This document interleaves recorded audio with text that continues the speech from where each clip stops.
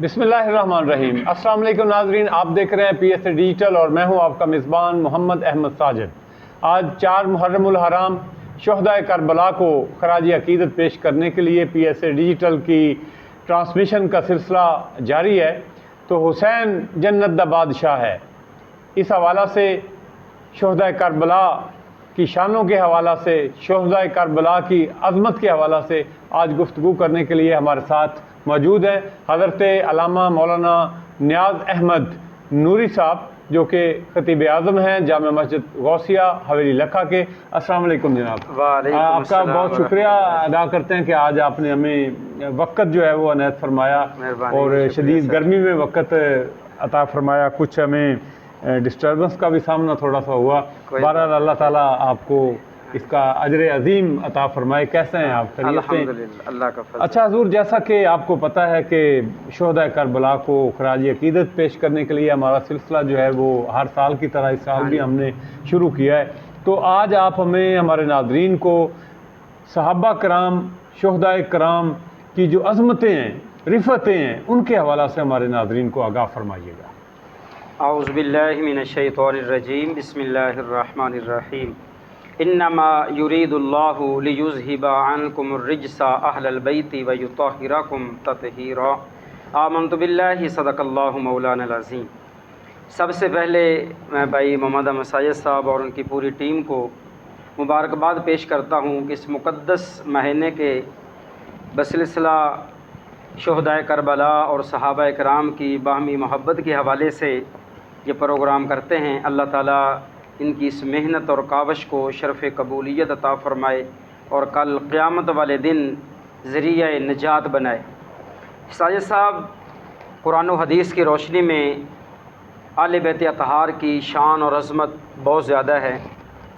अगर आले बैत अतहार की शान और अज़मत के हवाले से गुफ्तगू की जाए तो इसके लिए बहुत ज़्यादा वक़्त दरकार है। बेशक बेशक। लेकिन चंद लम्हों के अंदर मैं चंद मारूज़ात नाज़रीन की खिदमत में अर्ज़ करता हूँ कि रब्बे ज़ुल जलाल ने कुरान मजीद फ़ुरक़ान हमीद के अंदर इरशाद फरमाया, इन्नमा युरीदुल्लाहु लियुज़हिबा अन्कुमुर रिज्सा अहलल बैत व युतहिरकुम तत्हीरा।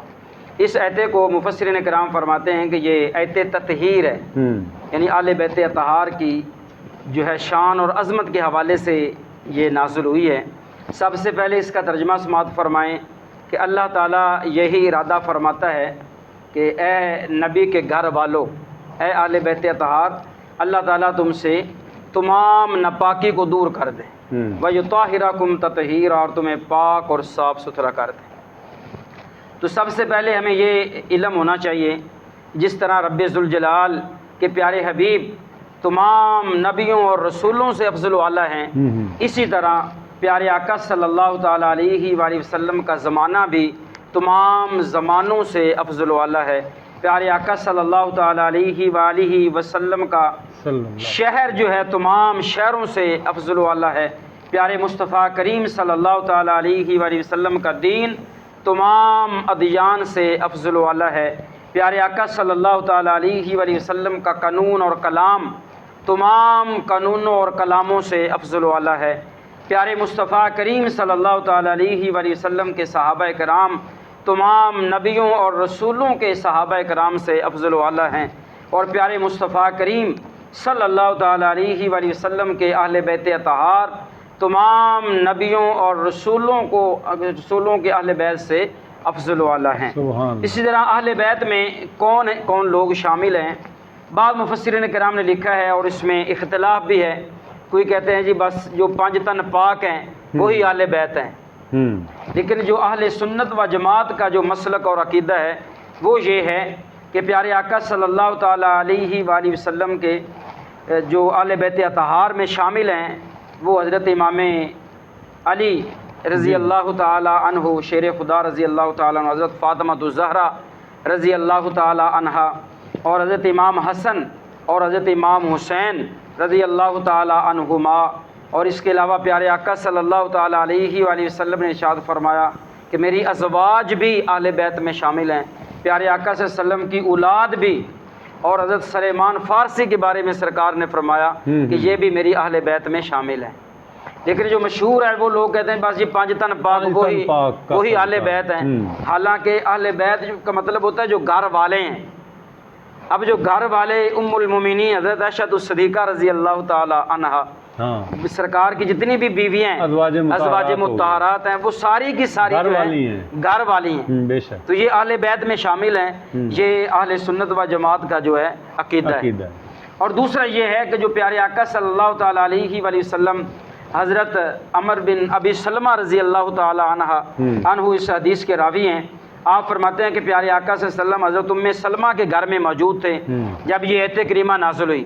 اس آیت کا شان نزول جو ہے مفسرین کرام نے لکھا ہے کہ سرکار حضرت ام سلمہ کے گھر میں تھے تو یہ آیت کریمہ نازل ہوئی، انما یرید اللہ لیذھب عنکم الرجس اہل البیت ویطہرکم تطہیرا۔ تو اس وقت پیارے آقا صلی اللہ تعالی علیہ وآلہ وسلم نے حضرت مولا کائنات حضرت علی المرتضیٰ شیر خدا رضی اللہ تعالی عنہ کو بلایا، اور حضرت فاطمہ الزہرا کو بلایا، حضرت امام حسن حضرت امام حسین رضی اللہ تعالی عنہ، ان سب کو بلا کر پیارے آقا صلی اللہ تعالی علیہ وآلہ وسلم نے اپنی چادر میں لے لیا حضرت ام سلمہ کے گھر میں، اور سرکار نے دعا فرمائی اللہم ہؤلاء اہل بیتی۔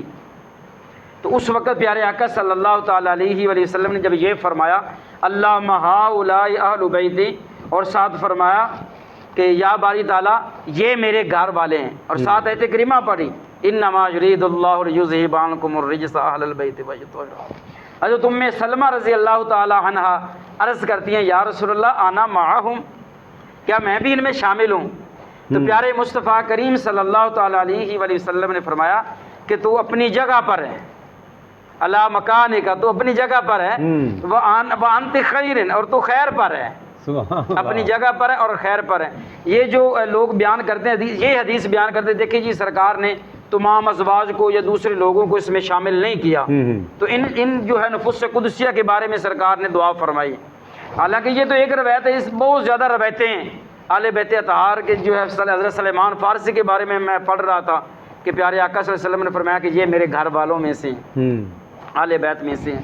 اور اسی طرح عظمت اہل بیت کے حوالے سے بہت مشہور و معروف حدیث مبارکہ ہے، لجپال آقا کریم صلی اللہ تعالی علیہ وآلہ وسلم نے ارشاد فرمایا کہ میری اہل بیت اطہار کی جو مثال ہے وہ حضرت نوح علیہ السلام کی کشتی کی طرح ہے، کہ جو حضرت جب طوفان نوح آیا تو کشتی میں جو سوار ہو گئے وہ بچ گئے، اور جو کشتی میں سوار نہ ہوئے پوری روئے زمین پر جو ہے پانی ہی پانی تھا، سارے جو ہے مخلوقات سارے ڈوب گئے، جو کشتی میں تھے وہ بچ گئے۔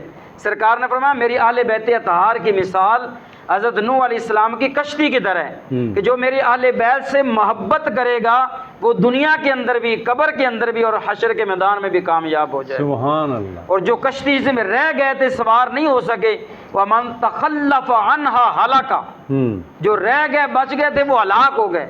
تو جو میری اہل بیت سے پیار نہیں کرے گا سمجھ لے کہ وہ دنیا کے اندر بھی ناکام ہے اور قبر و حشر کے اندر بھی وہ ناکام ہی ناکام ہے۔ بلکہ ایک روایت میں یہ ہے کہ سرکار نے فرمایا کہ جو میری اہل بیت سے بغض رکھتا ہے، میری اہل بیت اطہار سے محبت نہیں کرتا تو وہ کافر مرے گا۔ ایک روایت میں ہے کہ جو میری اہل بیت اطہار سے پیار نہیں کرتا اس کو جنت کی خوشبو بھی نہیں سونگنے دے گی، جنت کی خوشبو بھی اس کو نہیں ملے گی۔ اور ایک روایت میں پیارے آقا صلی اللہ تعالی علیہ وآلہ وسلم نے ارشاد فرمایا کہ جو میری اہل بیت سے پیار کرے گا وہ شہادت کے مقام پر ہوگا، وہ ایسے سمجھے کہ وہ شہید مرا ہے، اللہ نے شہادت کا درجہ اس کو دے دیا۔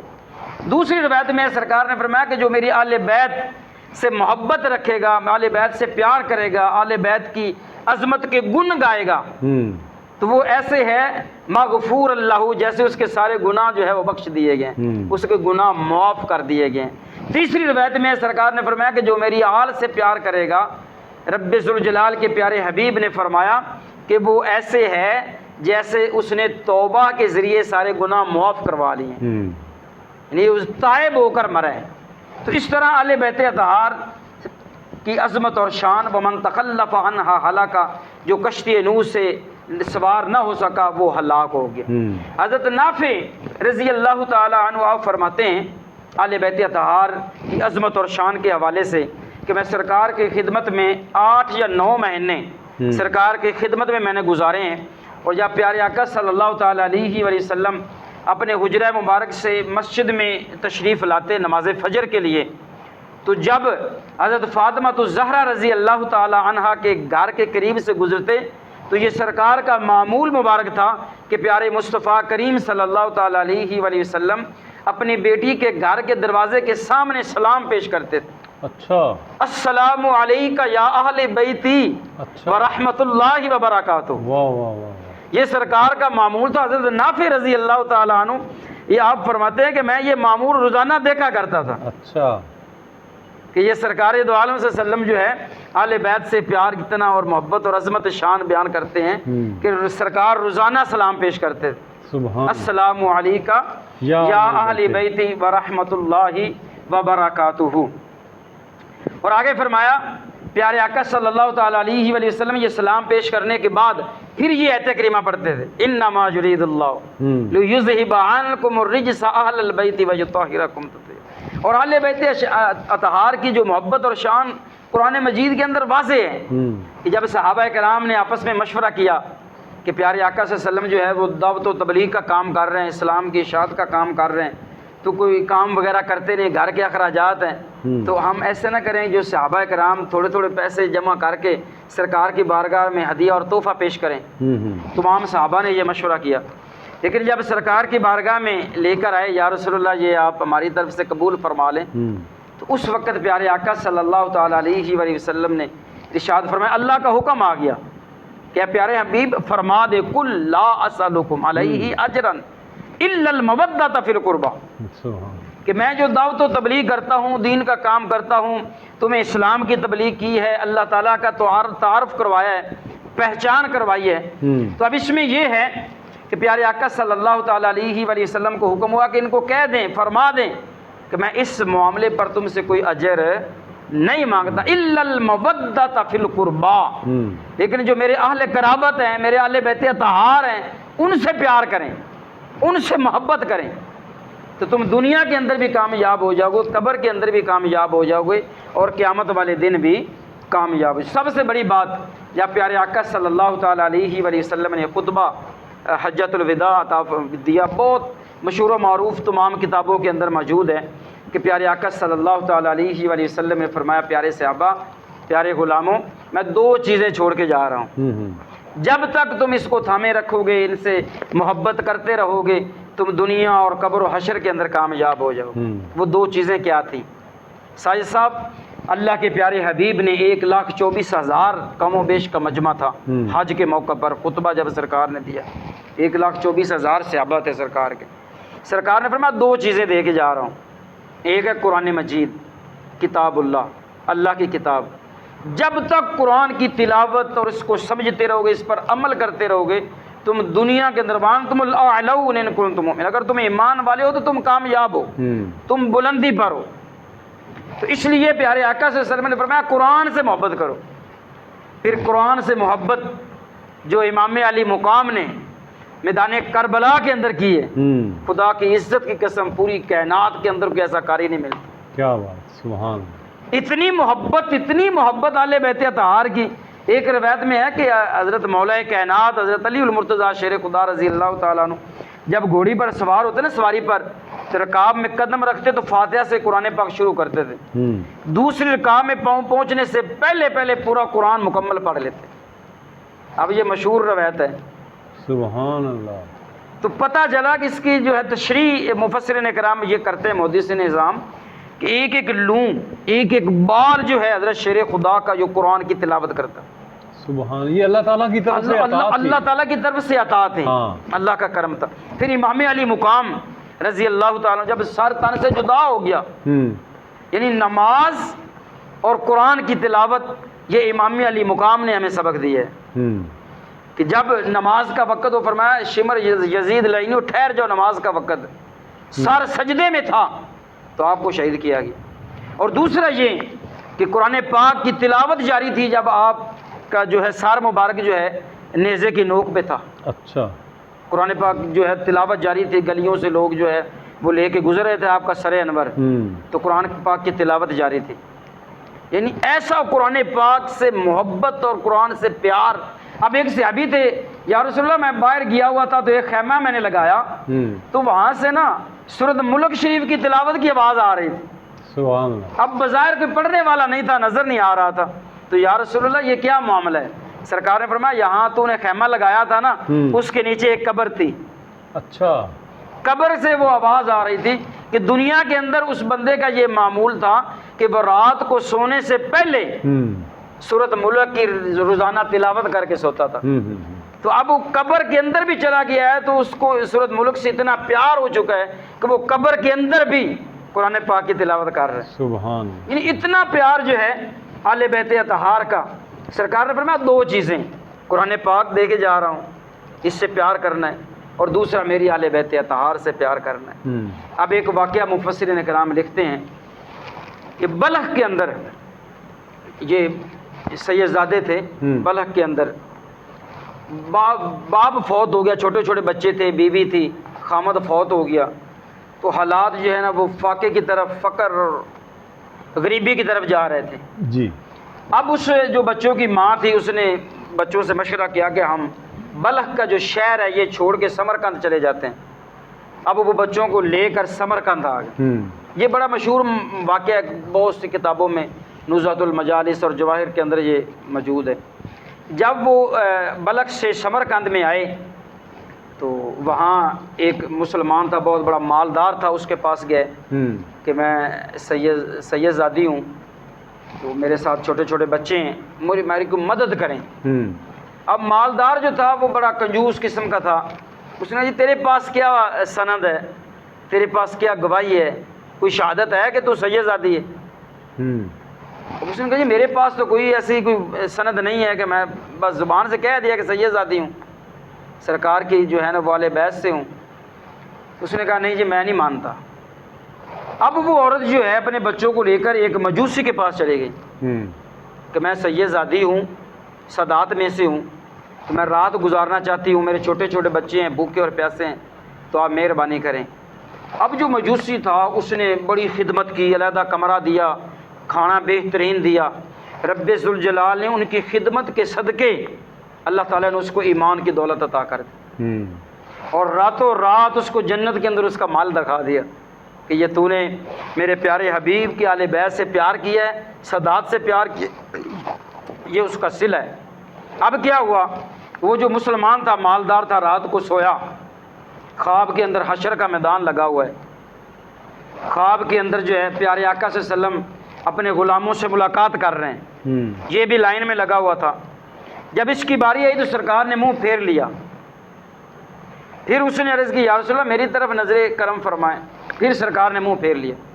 سرکار دو عالم صلی اللہ علیہ وسلم نے فرمایا تیرے پاس کوئی سند ہے کہ تو مسلمان ہے, کہ تو میرا غلام ہے, کوئی سند ہو تیرے پاس؟ میری ایک بیٹی تیرے پاس آئی تھی اور تو اس سے سندیں مانگ رہا تھا. بس اس کی بس آنکھ کھل گئی. صبح اٹھا, گلی محلوں میں تلاش کر رہا ہے کہ وہ کدھر ہے. تو کسی نے بتایا کہ وہ ایک مجوسی کے پاس ہے. اب مجوسی بھی مسلمان ہو چکا تھا, اس کے پاس گیا اور منتیں اور ترلے اور معافیاں مانگ کر اس کو اپنے گھر لایا, اور بڑی جو ہے انعام و کرام سے اس کو نوازا کہ مجھے معاف کر دے, مجھے پہلے پتہ نہیں. یعنی سادات کرام آج بھی جو سید بخاری گیلانی ہیں, اگر آج بھی اسی طرح ان کا ادب و احترام ہے.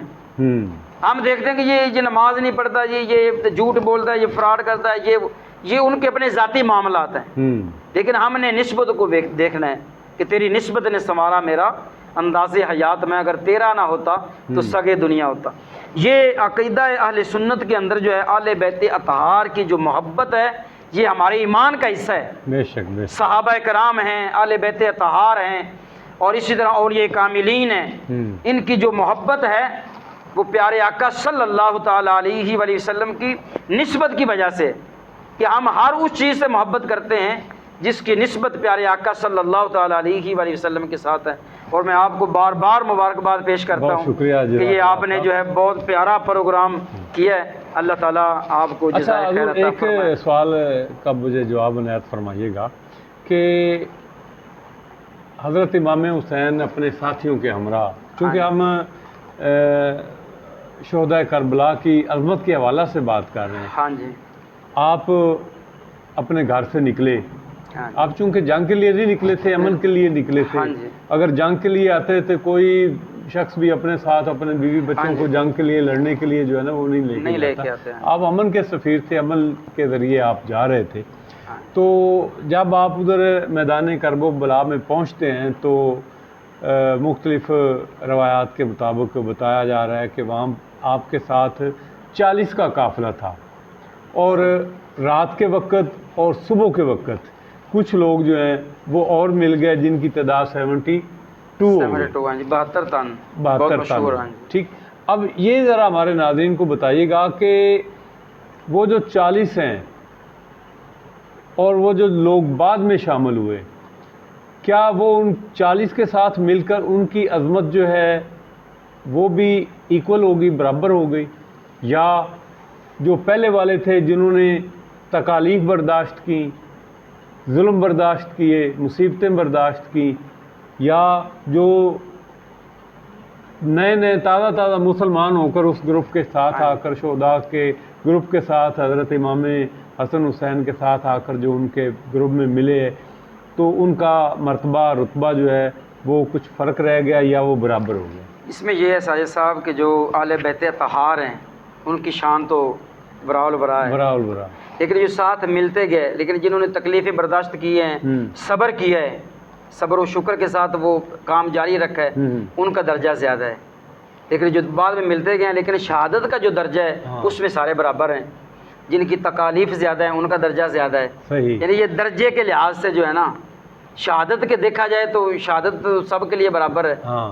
تو اس حوالے سے شہادت میں تو ثواب میں برابر ہیں، لیکن جنہوں نے تکالیف زیادہ برداشت کی ہیں وہ زیادہ جو ہیں وہ ثواب ان کو ملے گا. ہاں، بعض کا ایسا ہوتا ہے نا کہ ایک بندہ تلوار کی زد میں آ جاتا ہے، ہاں جی. تو وہ کہتا ہے جی کہ میں مسلمان ہو گیا ہوں جی، مجھے آپ کلمہ پڑھا دیں.